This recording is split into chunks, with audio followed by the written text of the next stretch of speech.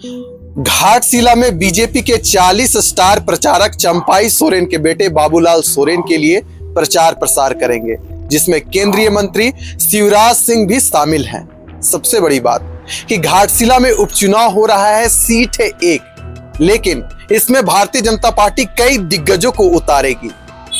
आज हमारे साथ झारखंड के वरिष्ठ पत्रकार प्रतीक सिंह भी मौजूद हैं, हम इनसे जानेंगे।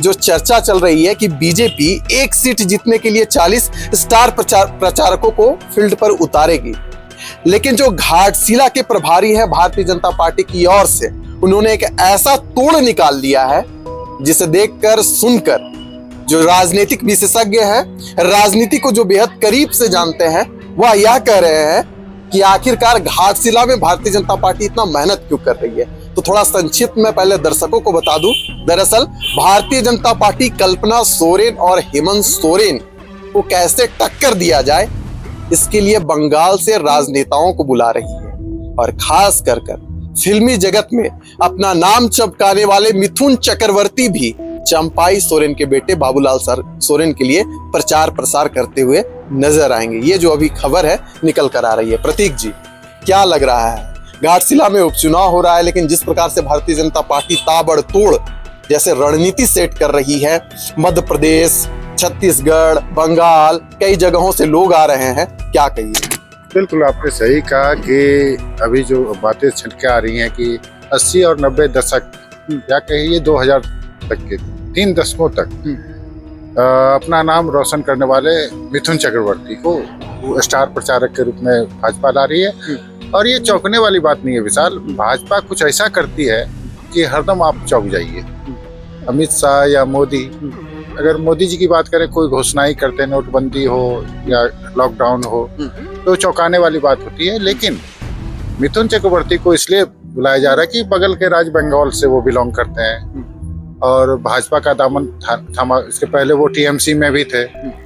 और आप जानते हैं कि घाटशिला एक ऐसा क्षेत्र है, या जमशेदपुर या कोल्हान बेल्ट, जहाँ बंगाली भाषी बहुत हैं।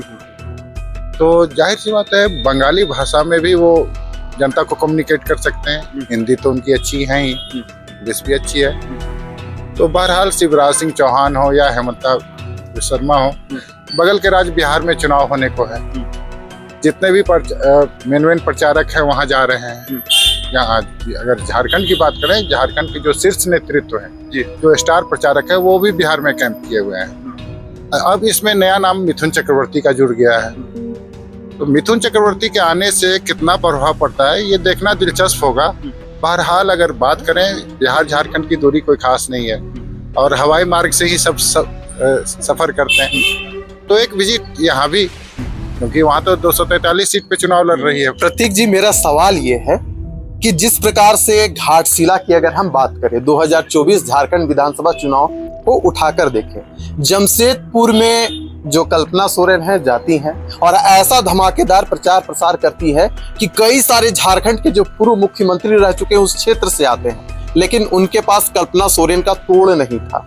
कल्पना सोरेन बातों ही बातों में वह सब कुछ कहा जा रही थी जो वहां की जनता को पसंद था। मेरा सवाल है कि क्या कल्पना सोरेन से, हेमंत सोरेन से भारतीय जनता पार्टी इतनी चिढ़ी हुई है, इतनी डरी हुई है कि इतना बड़ा फौज उतारा जा रहा है? संकेत किया जा रहा है, जनता सोच क्या रहे हैं, क्या जा रहा है, मैसेज क्या जा रहा है? देखिए, मैसेज साफ है, हथ कंगन को अरसी क्या, पढ़े लिखे को फर्जी क्या।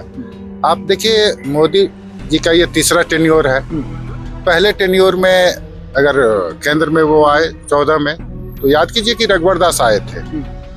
लेकिन मोदी लहर होने के बावजूद हेमंत सोरेन ये अपना दूसरा टेन्योर कर रहे हैं। तो जाहिर सी बात है, कम्युनिकेट जिस तरह से कल्पना सोरेन, पहले 14 के इलेक्शन की बात छोड़िए, 19 के इलेक्शन में कल्पना सोरेन तो दूर दूर तक नहीं थी।